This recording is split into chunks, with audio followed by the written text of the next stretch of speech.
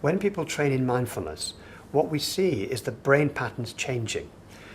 One thing that happens, for example, is the insula, which is a part of the neocortex, which is associated with empathy, with experiencing your body as it is, rather than, as it were, getting into stories about the body, that begins to uncouple with the ventromedial prefrontal cortex. Now, that part of the cortex is very much associated with what you might call the narrative aspect of the self. That is, language, images, generating, sort of, as it were, stories about the self. And if these uncouple, what people are able to experience and what we see happening in the brain is the ability to activate the compassion centers, as it were, without activating the stories, which often turn into overthinking or rumination as people experience it.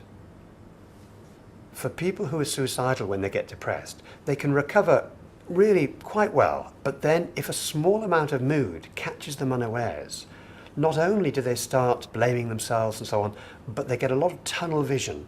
In other words, they can't see solutions to their problems. And this happens very rapidly. We've shown in our laboratory work that it can happen in 10 minutes.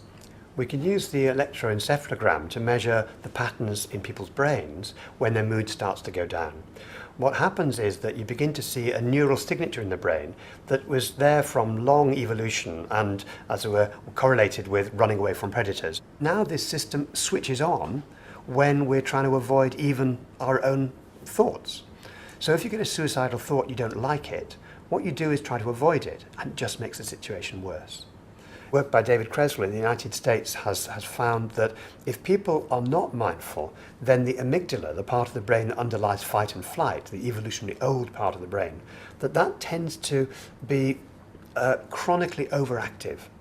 And what happens during mindfulness practice is it tends to damp that down, tends to naturally inhibit as you learn mindfulness.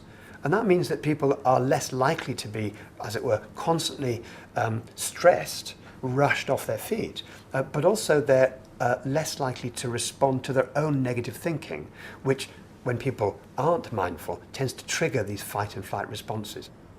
We've been working now on this for 8.5 years, and even work before that showed that mindfulness actually reduces the risk of depression by half in people who are the most recurrent depressed, people with 3 or more episodes that many other treatments had failed to treat.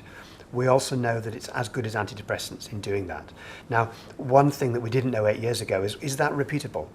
And we found it is repeatable, both in our lab and in labs around the world, in lots of different countries, have found the same result. And that's very confident, because what can be very frustrating in the field of psychological research is if you have one exciting result which doesn't replicate the next time you do a trial. Actually, we find now in 6 different trials with almost 600 patients done right across the world that actually those results hold up. Those initial spectacular results, actually, which we were totally surprised by at the time, well, actually they're no longer surprising.